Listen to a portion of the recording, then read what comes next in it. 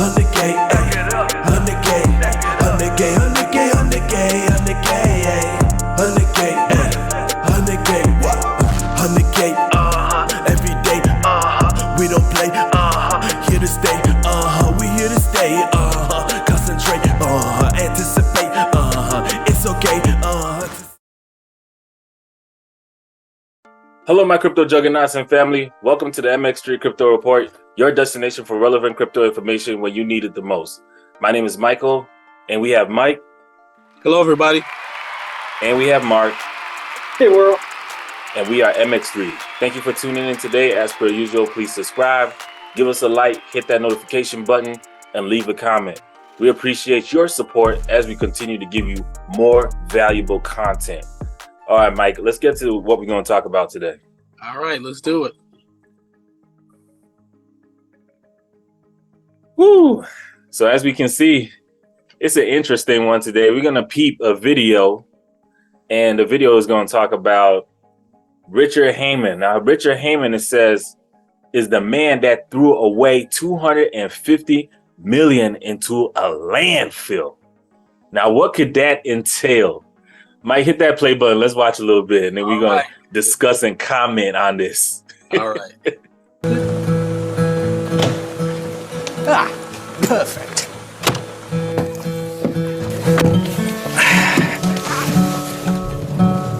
You may have heard of the man I'm going to see today.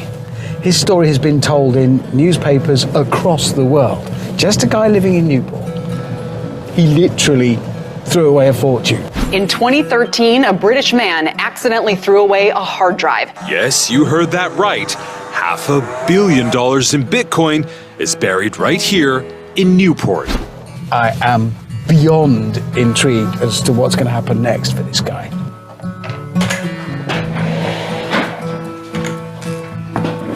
I've had to deal with a lot of ridicule and a lot of people who don't believe me. It is what it is. At the end of the day, I've learned to deal with it. It definitely is obsessed. As a friend perspective, I've seen a change. Everyone else around Newport and even in the media will see him as a Bitcoin guy. He goes to the shop, it's the Bitcoin guy. It's taken over his life. But there's another layer to this. The hard drive is buried in landfill. He can't just go in with his shovel, be arrested. But he says he's put together a plan for how he's going to find that hard drive. If we're successful in recovering the coins, then I've made a pledge to the people of Newport to literally give people in Newport crypto directly and bring this whole area into the 21st century, really. Today's a big day for him because he's gathered together all the partners that he's managed to persuade to take part in this recovery mission. And today is a dress rehearsal of that presentation. Okay, pause real quick, Mike. Okay, so let me wrap my head around this real quick. We're dealing with an individual that lost his Bitcoin on a hard drive, right? No, he didn't lose it. Okay, what happened, Mike? He threw the drive away. He actually threw it away. He threw the drive away. Now, they keep saying the drive, but I'm thinking, who throws the drive? People throw laptops away. So did he throw the laptop away with the drive in it? I know it might be a moot point, but it just don't. Who just like, okay, I don't want this drive in. And if the drive, especially if the drive would still work, if the drive wasn't working anymore, I would assume he wouldn't be trying to get it. Right. But if the drive, who throws a working hard drive away? A crappy laptop, yes, but yeah. Okay, now, sorry. This guy deserved what he got. He deserved what. Well, just to chime in a little bit, a lot of people that are not in IT and not computer savvy, they don't know any better. They figure, hey, I'm going to get rid of this computer. I'm going to get another computer. Yes, so the laptop, yes. Yeah, so they could have just chucked it and been like, hey, I'm going to get another computer, so I don't need this. So they could have dumped it and then later realized, where's my Bitcoin? Right. And I wonder, when did he realize? Right. When Bitcoin starts skyrocketing? But I feel like if you were able to be savvy enough to purchase Bitcoin back in 2013, when barely nobody knew about it. Yes. That's on you. That's what I was thinking too, because and I think they mentioned that he had like you said, around 2013, 2014. So at the time, Bitcoin wasn't worth that much. But I mean, when Bitcoin, increased in value so much in 2021, I mean, yeah, $250 million, he could have, at the time he purchased it, it could have been worth little to nothing. But 2021, $250 million? So did he just realize last year or year before last, hey, where's my Bitcoin? It's worth a lot of money now. I don't know.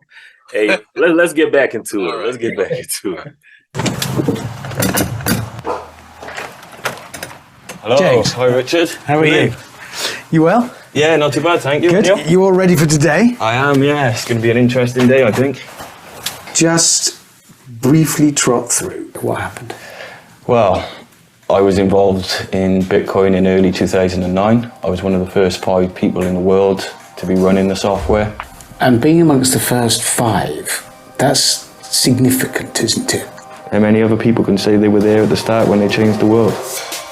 In 2009, James mined 8,000 Bitcoin with a value of approximately nothing. He stopped mining.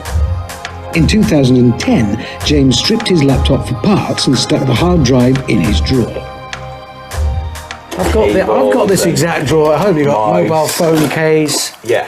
Every so often, I used to go through and do a clear out. There were 2 hard drives like this, just loose in the drawer. It turns out I threw the wrong one away.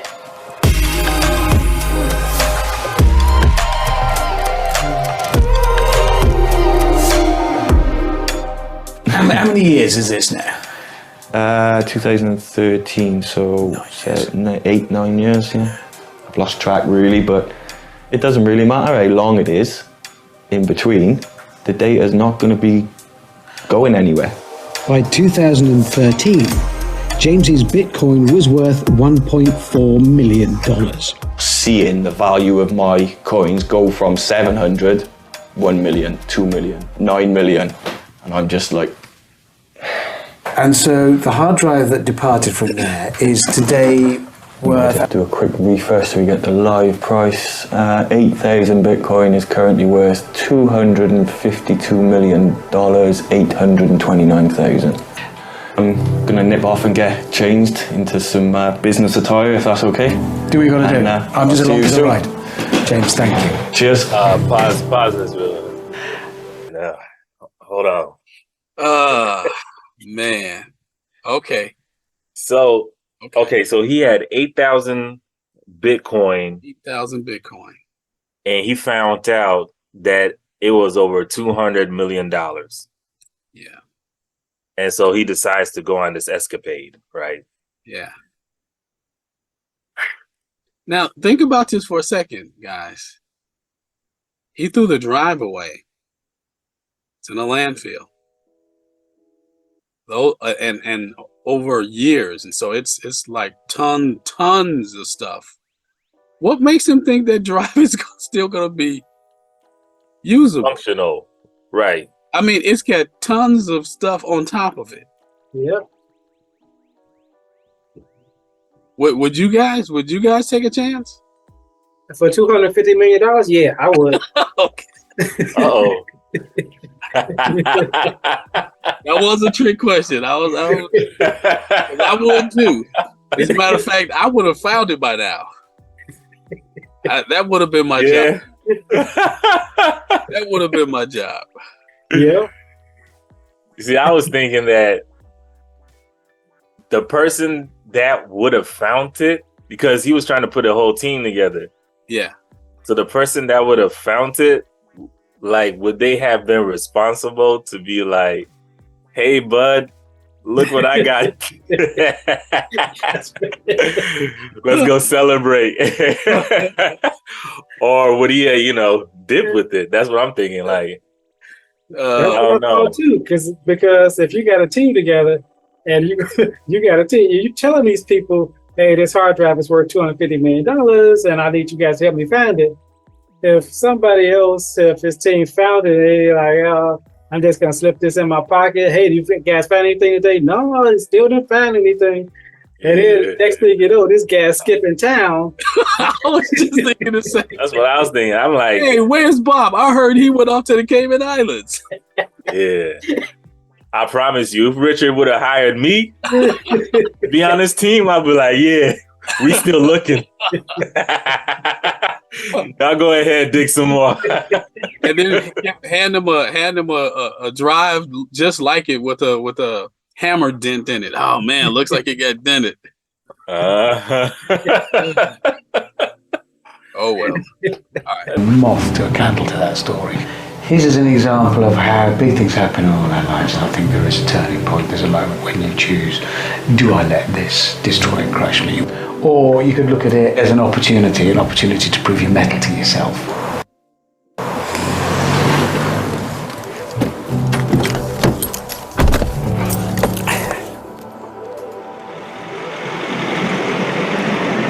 Why didn't you drop it? Why didn't you walk away? Why didn't you say, okay, it's gone? Because I could spend the rest of my life working a day job and never come close to anything of the value that's on that hard drive.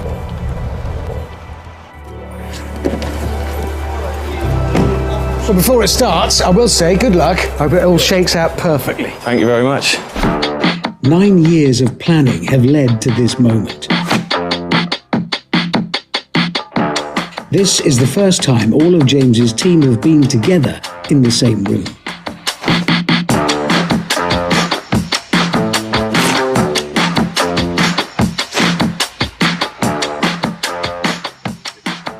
Hi guys. Hello. Thank you for all coming along today. Basically, the whole purpose of us getting together today is to show everybody that we are a competent and capable team. What we're actually searching for is a bare laptop hard drive. So the idea is that we excavate the waste would enter the hopper feeder, at which point it would be fed onto a conveyor belt. We would have the AI scanning system and a robot arm. Finally, we'll have a sorting machine which is designed to filter objects based on size. So there's an internal hard drive. I don't know if you want to pass it around. If you remember on that afternoon when I came down to Newport landfill in November, I was a little bit nervous and I got the response that I expected. Gwyn looked at me as if I was stupid. To run in the landfill side, you get lots of people losing lots of things. Yeah. How often does this happen? Quite often, not the first or the last. What's the most unusual? Yeah. So this is a view of the landfill at ground level that I took from the front of Gwyn's truck in 2013. And I'll be honest, when I seen this view, my heart dropped. I went to Newport City Council. I was given a 20-minute Zoom call and I never received any word back. James, you made the contact with me several months ago. I was intrigued to hear of landfill and cryptocurrency in the same sentence. There are several regulatory, environmental and technical challenges. We do that on a routine basis and the project will be left at least in the same condition as it is now, if not better. It will be a challenge to actually identify the particular hard drive, but I think it's possible. So what do you actually do in your company? We've done landfill remediation works. We've probably excavated 1 million cubic meters, so 2 million tons of material, processed it, reinstated it through the lifetime of the company. So a lot of this you have done. What bits haven't you done? The only part we haven't done is to locate a tiny little 2-inch square device. The artificial intelligence, that's going to be the real novel aspect of this operation. So Remy has become involved as our AI specialist. I've always wanted to use AI technology to try and identify this hard drive. It's the easiest and quickest way. Now with the AI and the vision, we can actually train it to see it differently like a human being. with a hard drive. It has unique shapes, forms, measurements, brands, colors. We can train that into an algorithm, making sure that you have positive detection, then you can flag it. The worry for me is that it was compacted with a 4010 compactor in layers with spikes which are 200 mil, some long. So I saw one good thing. One of the guys is a data recovery specialist. That's a forensics person. So like he was just saying, as long as that disk that's spinning those platters inside that drive are not shattered, then there is a good chance they can recover that. Because I used to do data forensics, and it's been a while, and the technology has improved leaps and bounds since I was in there. So again, as long as that, even if it's scratched, even though those platters are scratched, they can still recover data. But if it's shattered, that's game over. Yeah. Sorry, go ahead. No, I'm sorry. No. And Richard Hammond, he mentioned that he has a 9-to-5 job, correct? Yes.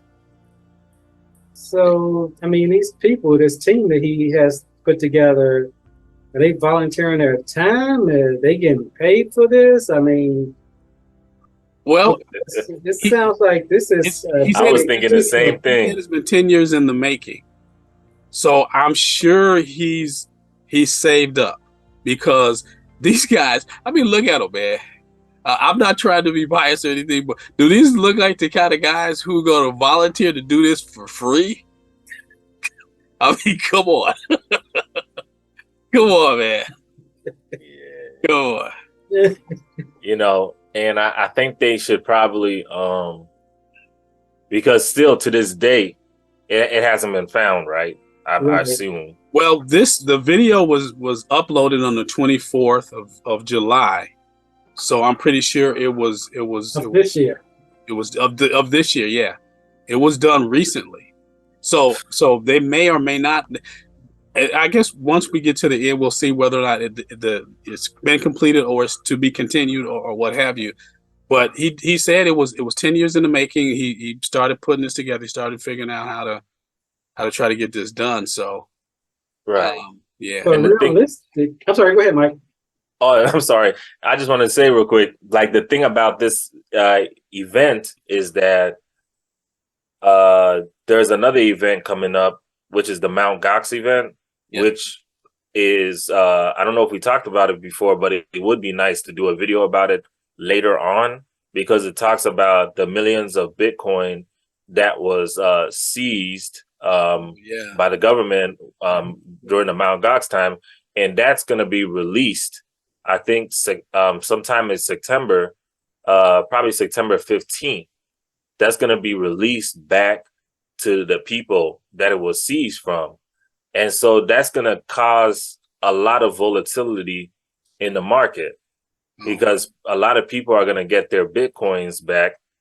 And there's another event happening, which is the Ethereum 2.0 event, whereby Ethereum is gonna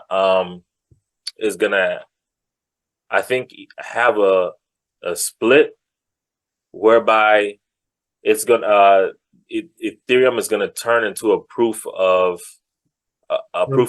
stake instead of a proof of work. Oh, okay. And so actually, if you do hold some Ethereum, you might have some old Ethereum, and then you might also see in your wallet a balance of the new Ethereum too. Huh. Okay. They call it the merge. Huh? It's called the merge. It's called the merge? Yeah. Okay. I don't know. Why did they call it the merge though? I assume because it's blending together the different types of Ethereum. And how is that actually going to work? Because I know they mentioned it's going to be done in 2 stages, one in early September and one in late September. Well, I guess I better hold on to my ETH, huh? Yeah, and actually, sorry, go ahead. First, you first. Go ahead. Actually, that's what a lot of people are actually planning to do. a lot of people are planning to hold their ETH and then probably later on maybe dump the old ETH, because you know that this is not the first time this type of event has happened, because there was an event back before we had the current state of Ethereum right now where there was a split, and then we had Ethereum Classic. I don't know if you've seen the Ethereum Classic token before. Yep. And then we have the Ethereum token that we have on the ERC20. Tomorrow can be a better day if you're looking to get some figures for better pay. Invest in yourself, man, that is the only way. Get your club up, 100K followers. How you do that, man? By not being a follower. How you get there, man? Hustling and bustling. Then you spice it up, put some brain muscle in.